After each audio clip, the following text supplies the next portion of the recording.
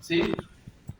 Por allá cuando vimos sistema nervioso habíamos hablado que habían dos tipos de sensibilidades.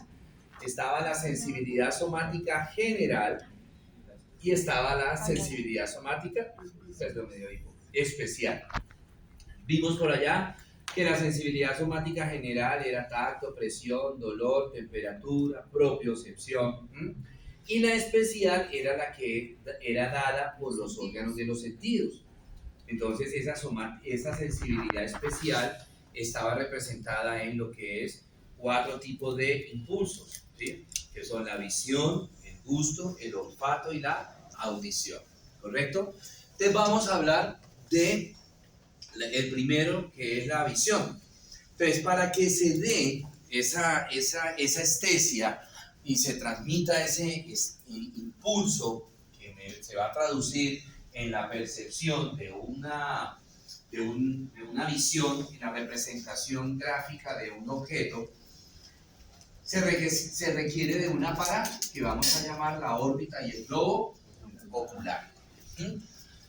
Este conjunto está formado por 3 elementos que son la órbita, 1, 2, el globo ocular, y en este globo ocular tendremos la tercera, que son las estructuras anexas.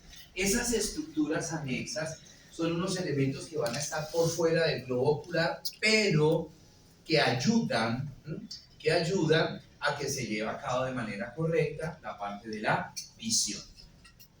Comencemos a hablar entonces de la órbita. Vamos a la imagen. Ahí tenemos la órbita, ¿cierto?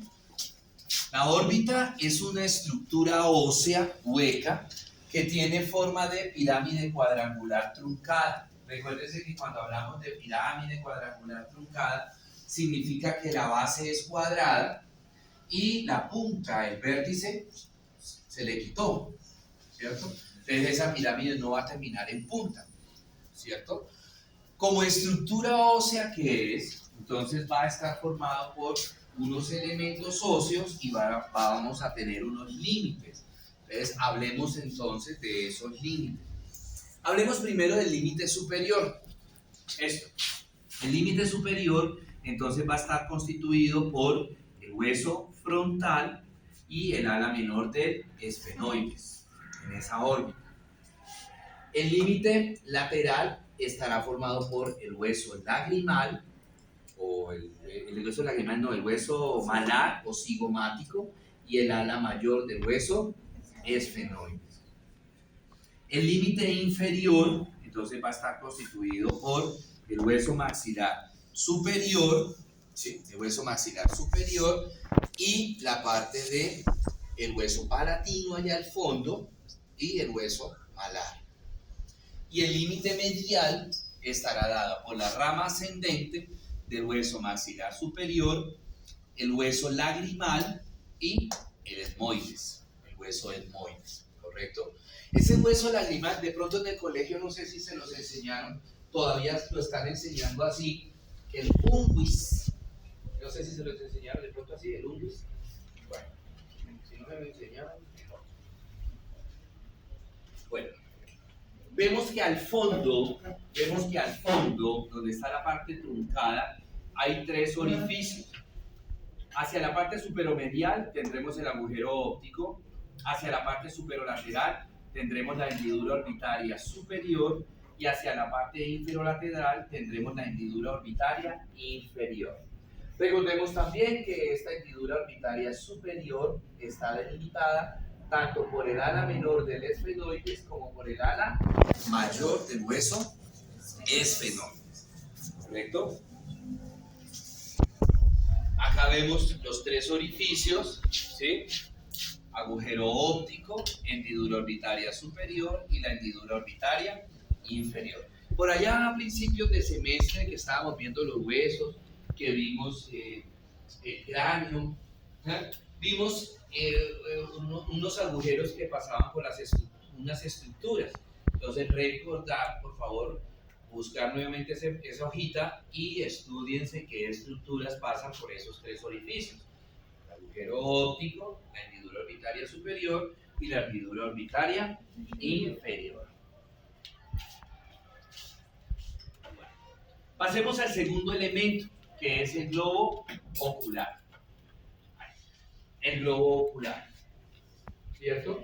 Nosotros ya vimos algo del globo ocular porque tuvimos una disección del globo ocular, ¿cierto? El globo ocular lo vamos a dividir en tres porciones, lo vamos a dividir en tres segmentos, que es la retina, que es la parte más posterior del globo ocular, la lámina vascular pigmentaria y la parte de la esclerótica, ¿correcto? Comencemos a hablar por la retina.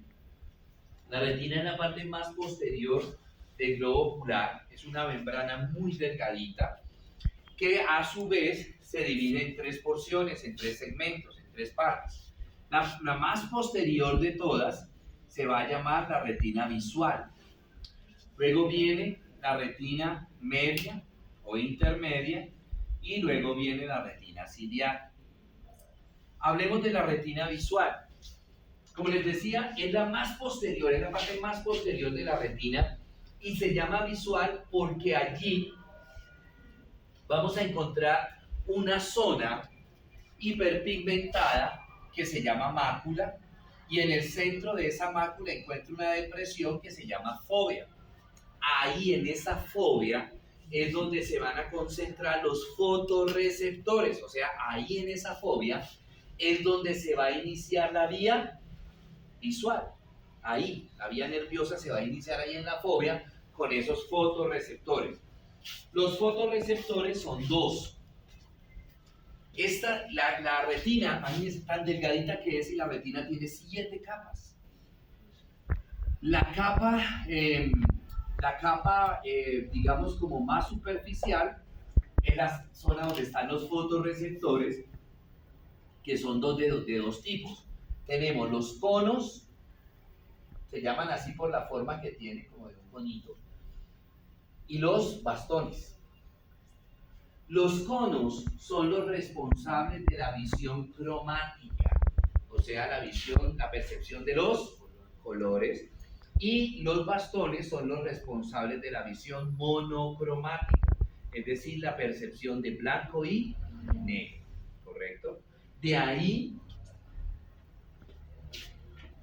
ahí están las neuronas, salen estas prolongaciones de neuronas que se reúnen y me van a formar una estructura que se llama el nervio óptico, ¿sí? Que es el segundo par craneal.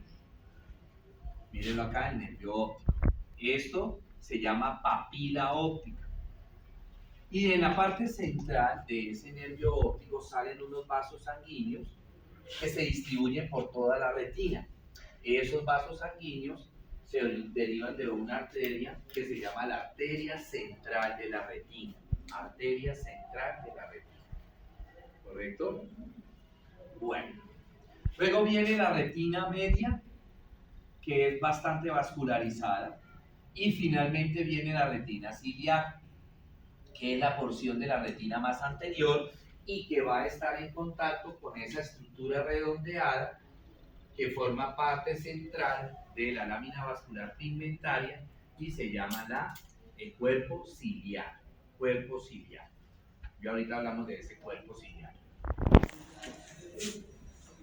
Este es un fondo de ojo. Yo creo que a todos nosotros nos han hecho un fondo de ojo, ¿sí? Que es cuando el médico apaga la luz para que haya oscuridad y con un aparatico que se llama el oftalmoscopio se dilata la pupila y con ese haz de luz entramos y eso es lo que observamos. Uno dice entrar, voy a entrar al ojo y eso es lo que uno ve. Eso rosado, todo lo que está en el círculo es la retina visual. Todo esto es la retina visual. Ustedes allá que están más de lejitos ven acá una zona hiperpigmentada, redondita. Esa es la mácula. Y el centro, que es como más oscurita, se llama la fóvea. Ahí es donde están los fotorreceptores. Luego veo esto, amarillito, que es la papila óptica. Ahí está iniciando el nervio óptico. Y esta es la arteria central de la retina. Mire todos los vasos sanguíneos que me da, que se vienen aquí hacia adelante para lo que es la retina media y la retina ciliar, ¿correcto? Bueno, muy bien. Pasemos ahora a la parte media. Ahí está. Pasemos a la parte media, ¿sí? Tengo esta estructura que parece como una llanta de una cicla, que tiene una serie de radios, ¿sí? Estos. Eso se va a llamar el cuerpo ciliar. ¿Qué particularidad tiene el cuerpo ciliar? Que el cuerpo ciliar es horadado, ¿sí? O sea que tiene un agujero, tiene un orificio en el centro, ¿sí? Ese cuerpo ciliar está sostenido ahí en la parte intermedia del globo ocular por dos estructuras. Por un músculo que se llama el músculo ciliar, un músculo liso, y un ligamento que se llama el ligamento ciliar. Esos dos ligamentos me sostienen una estructura central en todo el centro de esa estructura horadada del cuerpo ciliar, un lente que se llama el cristalino. Ese cristalino es una lente biconvexa, o sea que es así, ¿sí? Biconvexa, ¿verdad? ¿Qué particularidad tiene ese lente? Que ese lente, por acción del músculo y del ligamento suspensorio, no solamente lo sostienen, sino que dependiendo de la distancia en el que esté el objeto que vamos a ver, ¿sí? Ese músculo y ese ligamento o abomban o aplanan el cristalino. Cuando el objeto que vamos a ver es un objeto cercano, entonces el cristalino se abomba. Cuando el objeto que vamos a ver está lejos, entonces el cristalino se aplana. Entonces, abombamiento del cristalino, visión cercana, aplastamiento o aplanamiento, aplastamiento no, aplanamiento del cristalino, visión lejana. ¿Sí? Ese cristalino les dije que era una lente. ¿Sí? Hay cuenta de un vidrio de eso. Pero ¿qué le pasa al vidrio? Que se puede ¿qué? ¿Se puede qué? ¿Cómo? En las casas de nosotros los vidrios de las ventanas se pueden ¿qué? No romper, empañar, se pueden ensuciar, ¿sí? Se pueden ensuciar. El cristalino se puede ensuciar, se puede empañar. Y cuando le sucede eso al cristalino, es cuando hablamos que el paciente tiene catarata. ¿Sí? Con el tiempo, con los años. Como lechoso, color lechoso. Para ver el reflejo de la pupila, que es la mejor parte para mirar la parte nerviosa del paciente. Entonces ese cristalino se puede ensuciar y se pone como un color blancuzco opaco. Entonces es cuando hay que sacar ese lente y cambiarlo por un lente nuevo. Y ustedes lo van a ver cuando vean oftalmo. ¿Listo? Bueno, y luego delante de la lámina vascular pigmentaria, delante del cuerpo ciliar, tengo otra estructura horadada que recibe el nombre de iris. El iris es lo que nosotros decimos la pepita de color, ¿sí? Ese iris, como les decía, es horadado, o sea, tiene un círculo, tiene un huequito en el centro. Ese orificio en el centro recibe el nombre de pupila. Y la pupila, el iris, tiene dos músculos que se encargan de regular el calibre de la pupila. Entonces, hay un músculo iridoconstrictor y hay un músculo iridodilatador. ¿Sí? ¿Cuál es la función de esos músculos? Regular el tamaño de la pupila. ¿Y para qué se tiene que regular el tamaño de la pupila? Para regular la cantidad de luz que vaya a entrar a la retina visual. Entonces, cuando nosotros estamos en un lugar con poca luz, ¿sí? O que no hay luz, la pupila se dilata para que entre la poca luz que haya, entre toda a los fotorreceptores y podamos ver, ¿sí? Entonces, ahí actúa un músculo que se llama iridodilatador. Entonces, me dilata la pupila se abre. ¿Mm?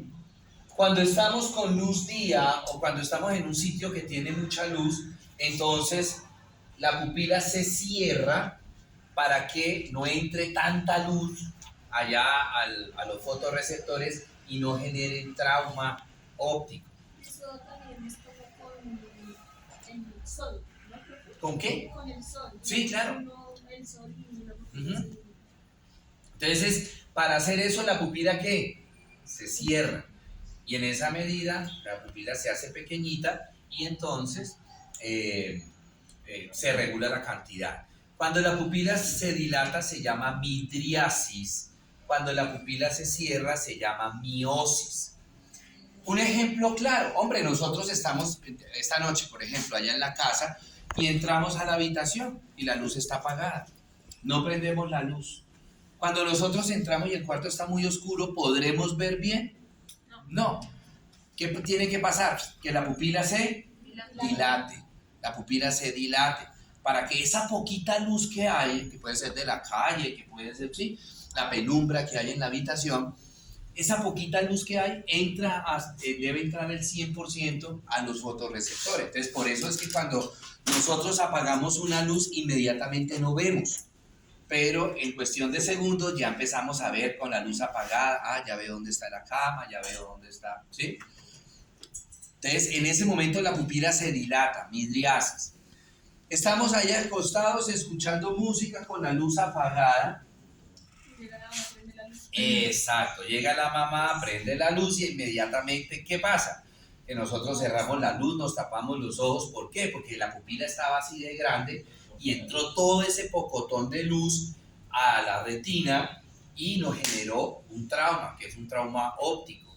Entonces, ¿qué pasa? Que la pupila inmediatamente se cierra, miosis. ¿Para qué? Para que todo ese pocotón de luz que se generó al encender la luz no entre todo eso, sino solamente un poquito. O sea que la pupila se hace, ¿qué? Miótica, ¿correcto? Esa es la función de los músculos iridodilatador y iridoconstrictor. Muy bien. Luego tenemos una membrana que está recubriendo todo el ojo. Esa membrana recibe el nombre, en términos generales, toda la membrana recibe el nombre de esclerótica. Pero dependiendo de dónde esté esa esclerótica, me cambia de nombre. Por ejemplo, la esclerótica que está por delante del iris recibe el nombre de córnea. La esclerótica que está alrededor del iris recibe el nombre de conjuntiva. Y la esclerótica que está en la parte de atrás del globo ocular, esa sí es la verdadera esclerótica. ¿Sí?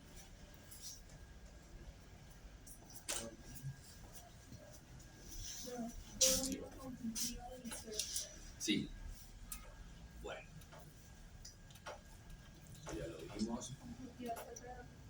Esclerótica, conjuntiva, córnea del iris. Bueno.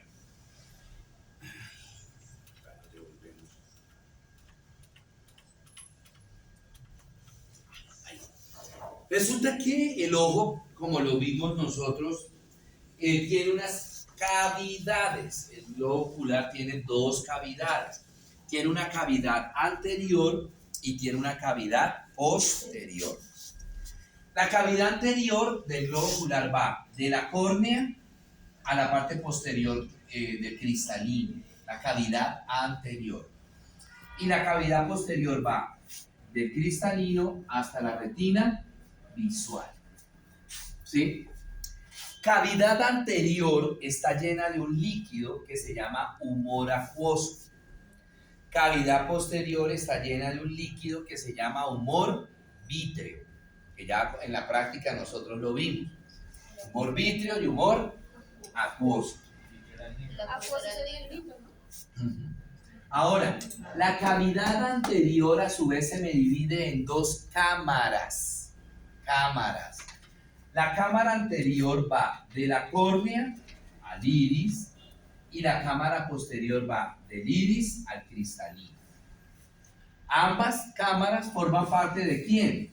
De la cavidad anterior, ¿correcto? Y esa cavidad anterior, ¿cómo se llama el líquido que está dentro de esa cavidad anterior? Humor acuoso. ¿Correcto? Y el líquido que está en la cavidad posterior, ¿cómo se llama? El humor vítreo. Profe, ¿por qué será que los vasos se rompen? Puede ser por la presión, puede ser por el trauma, puede ser por una masa, o sea que el paciente tenga algún tumor, algo que esté comprimiendo el vaso sanguíneo. Bueno. Y finalmente vemos las estructuras anexas al globo ocular. Los anexos del globo ocular son los párpados, los músculos extrínsecos de los ojos y la glándula lagrimal. Hablemos de los párpados. Recordemos pues que nosotros tenemos dos párpados, un párpado superior y un párpado inferior. El párpado superior, la estructura que me forma el párpado superior es un cartílago que se llama cartílago tarso. Y termina de formarme el párpado superior un músculo que se llama el músculo elevador del párpado superior. Pero quien forma la estructura que forma más el párpado superior se llama el cartílago tarso, ¿correcto? En la parte más anterior del párpado superior tenemos un borde que se llama, y en el párpado inferior también, ¿no? El borde libre. Ese borde libre tiene unos folículos pilosos que me van a formar una estructura de pelo que se llama las pestañas. Al lado y lado de las pestañas hay unas glándulas que se llaman las glándulas tarsales. Antiguamente se llamaban glándulas de Meibomio, hoy día se llaman glándulas tarsales. La función de esas glándulas tarsales es producir una secreción como aceitosa, como un sebito, como un aceitico, para lubricar precisamente las pestañas. En algunas ocasiones, esas glándulas tarsales, los folículos se pueden tapar y se empieza a acumular la secreción de esas glándulas tarsales y es cuando aparecen los chalazos o chalazones, o también llamados orzuelos. El verdadero nombre, pues el nombre científico del orzuelo es chalazo. ¿Sí? Eso es por infección ya, las conjuntivitis. Bueno. El tratamiento para esos orzuelos es muy bueno, muy científico, ¿no? Que pique el ojo a alguien y se le pasa el orzuelo a la otra persona, o mire un chulo y échele, y con la otra mano échele el orzuelo al chulo para que el chulo volando se lo lleve, y donde purruspie el chulo a esa persona le va a caer el orzuelo. Muy científico el tratamiento. Bueno, ahora, las otras glándulas estructuras anexas son los músculos. Unos músculos que vamos a llamar músculos extrínsecos de los ojos. La palabra extrínseco significa que están por fuera, ¿no? De los globo ocular. El primer músculo tenemos el elevador del párpado superior, que acuérdense que él me termina de formar el párpado superior, ¿no? Y la función de él es elevar el párpado superior, está inervado por el tercer par craneal.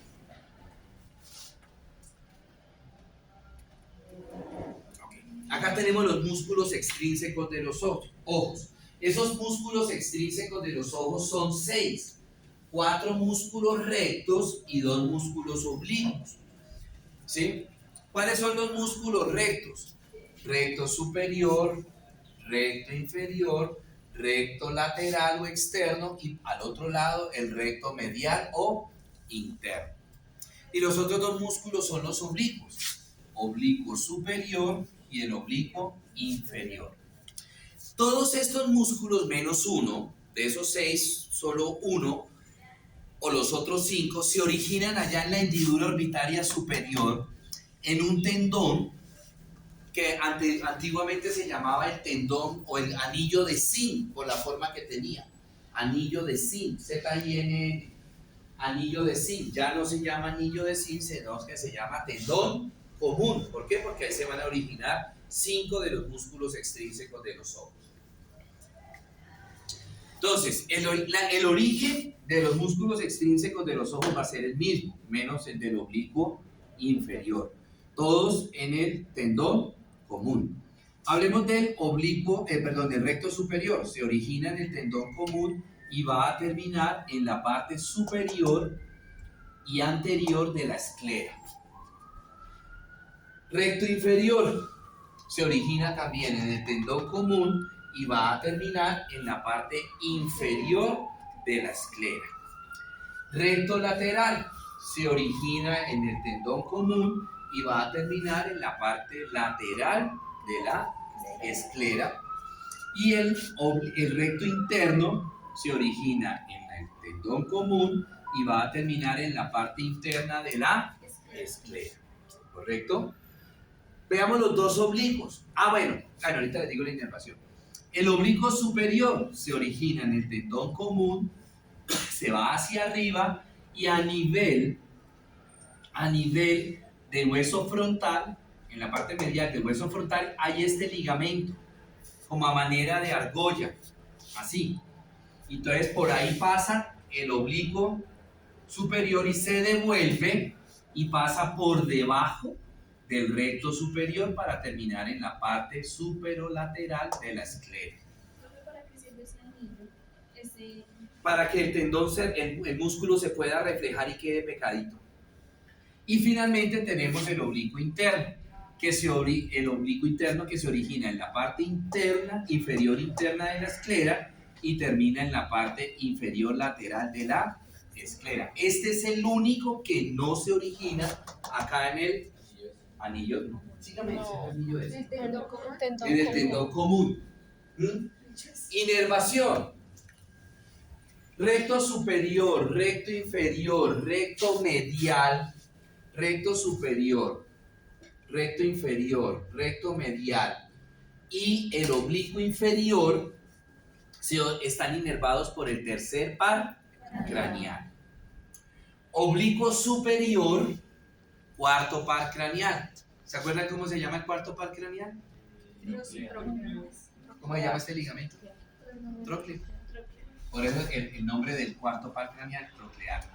Y el recto lateral o externo está inervado por el sexto par craneal. Por eso el sexto par craneal también se llama abducens, porque el músculo también se puede llamar abducens, ¿cierto? Para allá cuando vimos los pares craneales vimos las funciones de esos músculos, ¿sí? Muy bien. No sé si con ustedes hice el ejemplo algo de la boca, que puse a una persona acá que alara, ¿no? Ok. Vengan ustedes tres, por favor, me colaboren. Lo que les voy a explicar sirve para cualquier músculo de la cara y en este caso de los ojos. Imaginémonos que acá la compañerita es el globo ocular o la boca. Pongámosle, por ejemplo, la boca o el globo ocular. Estiren los bracitos, por favor. Agárrenla su merced ahí y agárrenla su merced ahí. Cada una de ustedes se queda quietica. Ale hacia allá. La boca se mueve, el globo ocular se mueve. Correcto. Ahora, su merced no se mueva, no haga nada. Su merced haga para allá. No haga fuerza. ¿Qué tal la boca? Llevándole la contraria al músculo. Aquí la que yo la agarro. Del piso no pasa. Mire, entonces, se dañó el músculo recto lateral del ojo. ¿Quién quedó funcionando? El recto medial. ¿A dónde se va el ojo? Hacia adentro. Porque el recto medial queda acá. ¿Sí? Entonces el ojo, mire para dónde se fue. Hacia adentro de la órbita. Estrabismo convergente. ¿Sí? Estrabismo convergente. Ahora su merced no haga nada, su merced ale. ¿Para dónde se fue la boca o para dónde se fue el globo ocular? Para la parte lateral o externa. Estrabismo. El músculo recto interno, el músculo recto superior y el recto inferior y el oblicuo inferior, se dañó el tercer par craneal, no funciona. Se dañó acá. ¿Sí? No funciona. ¿Quién queda funcionando? El sexto par craneal, que me inerva el recto lateral, por eso el ojo se me va hacia afuera, o la boca se va hacia el otro lado, ¿sí? Estrabismo divergente, ¿sí? Ya se pueden sentar, gracias. Entonces, pregunto, a la luz de eso, que no sé si yo el día que hablábamos del facial y todo eso también les explicaba, ojo, un paciente me llega con un daño neurológico y la boca la tiene así torcida hacia el lado izquierdo, ¿dónde está la lesión? ¿En dónde? El tercer craneal no es acá. ¿En qué lado está la lesión? No, recto acá, no es recto, boca. En el lado derecho. ¿Cómo? En el lado derecho. ¿La lesión? ¿La lesión? En el izquierdo. Tiene la boca hacia el lado Izquierdo. izquierdo. Ah, entonces en el derecho. Se dañó el derecho. Y entonces los músculos del lado izquierdo están trayendo la boca hacia allá. Se dañó el lado derecho. ¿Sí? Lo mismo que en el ojo. Si se daña este ojo, este recto, entonces ¿para dónde va el ojo? ¿Ahí? ¿Listos? Bueno, muy bien. ¿Hay solución para eso? Terapia física y de pronto mirar si hay para cirugía. Bueno, preguntas, dudas, inquietudes por ahora. El globo ocular. ¿No fue yo? Y ahí voluntariamente puede volver.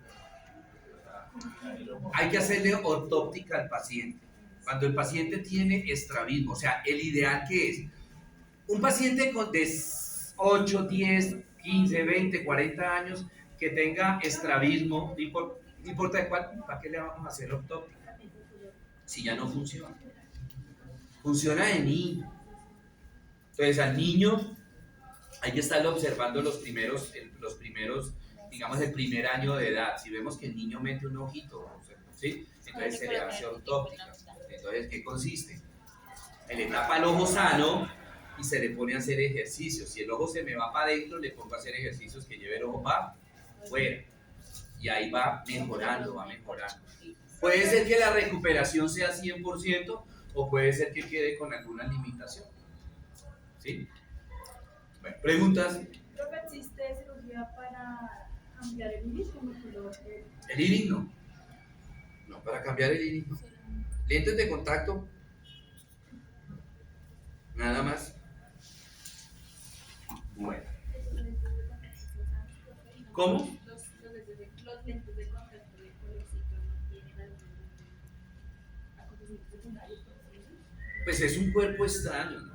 El lente de contacto es un cuerpo extraño y puede inflamar la córnea y todo eso. Hay pacientes que han hecho reacciones adversas a eso, han hecho alergias, úlceras corneales. Bueno,